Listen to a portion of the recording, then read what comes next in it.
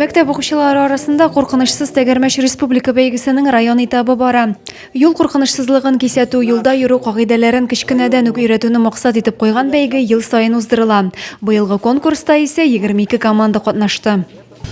Мероприятие проводится в целях безопасности дорожного движения, то есть профилактика детского дорожно-транспортного травматизма, отбор лучших знатоков правил дорожного движения, вождения велосипеда для участия в зональном, а далее в республиканском этапах конкурса.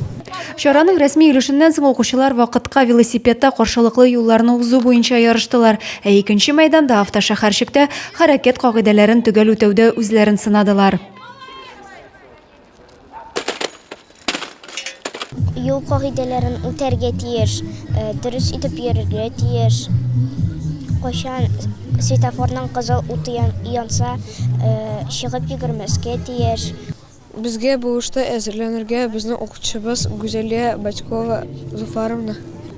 ПДДны кабатладык, медицинаны, езда на велосипеде.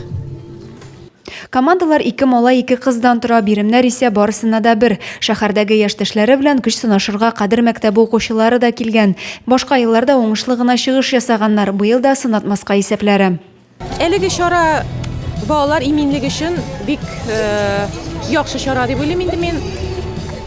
Әзерләнү медицина өлкәсе буенча сорауларга җаваплар әзерләдек. Юлда йөрү кагыйдәләре буенча шулай ук тестлар эшләдек инде. Велосипед төзелеше буенча балалар үзлектән әзерләнделәр.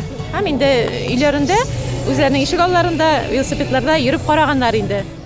Бәйгенең чираттагы өлешендә укучыларга үзләрен иҗади яктан күрсәтергә кирәк булды. Һәр команда юл йөрү кагыйдәләренә багышланган чыгышлар тәкъдим итте.